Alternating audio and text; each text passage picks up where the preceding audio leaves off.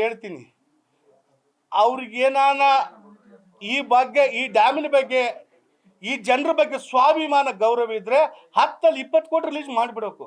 ಅವ್ರಿಗೆ ಸ್ವಾಭಿಮಾನ ಇಲ್ಲ, ಈ ಭಾಗದ ಕಳಕಳಿಲ್ಲ, ಈ ಭಾಗದ ಜನ ಬದುಕಿನಲ್ಲಿ ಅವ್ರಿಗೆ ಅರಿವು ಕೂಡ ಇಲ್ಲ. ಜನ ಮತದಾನ ಹಾಕ್ಸಂಬತ್ನಾಗ ಎಂಡ ಕಂಡ ಕೊಟ್ಟು ದುಡ್ಡು ಮತದಾನ ಹಾಕ್ಸಂದ್ರು.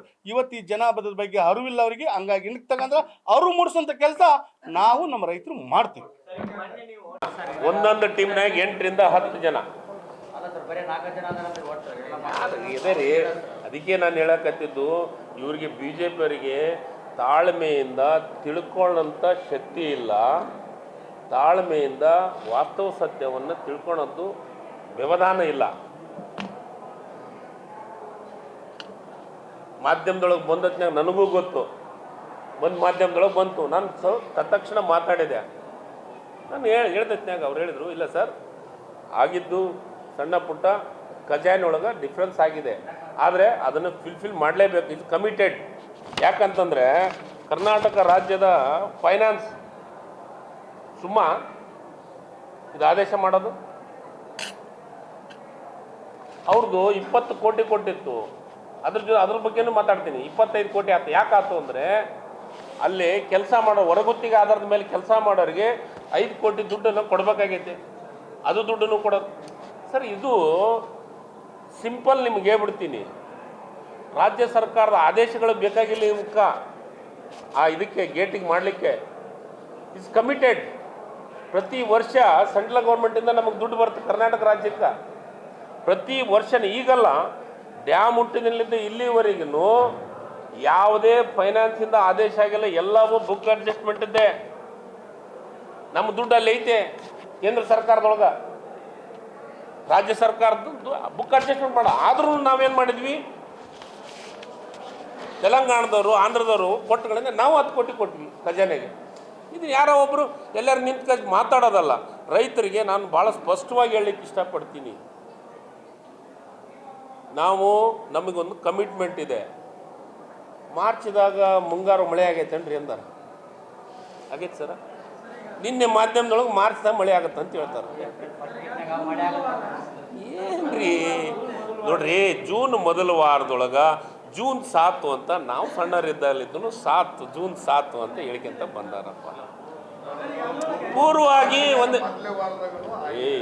ಮೊದಲೇ ವಾರ ಆಗಲ್ಲ, ಮೇ ಲಾಸ್ಟ್ ವಾರದಾಗ ಅಪರೂಪಕ್ಕೆ ಆಗತ್ತೆ. ಆಗಲಿ ಮಳೆ, ನಮಗೂ ಆಗಲಿ, ಆದಷ್ಟು ಸಂತೋಷ.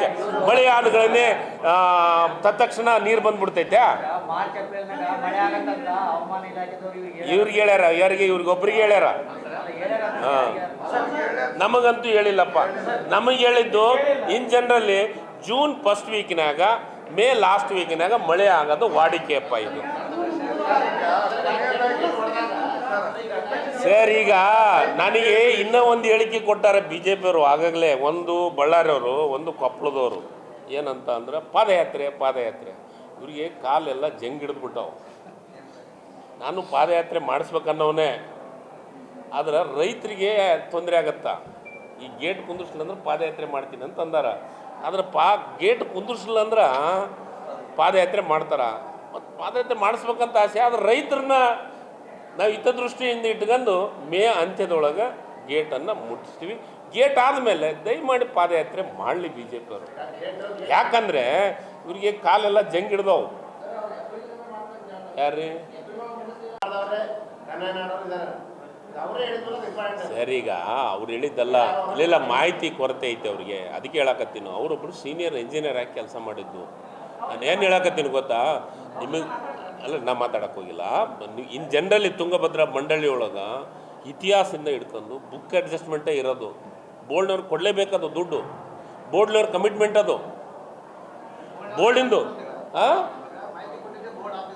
ಅದಕ್ಕೆ ಅವ್ರು ತಪ್ಪ. ಈಗ ಬೋರ್ಡಿನ ಅಧಿಕಾರಿಗಳಿಗೆ ಮಾತಾಡಿದೆ.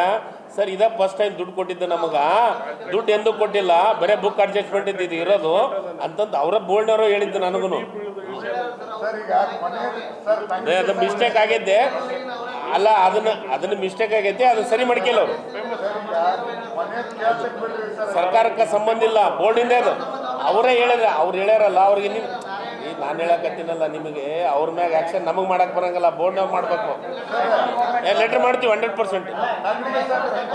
ಇಲ್ಲ ಅವ್ರು ಮಾತಾಡೋ ಮುಗಿಲಿ ನಿಂದ ಮತ್ತೆ ಗೊತ್ತಾಗ್ಬಾರ್ದು.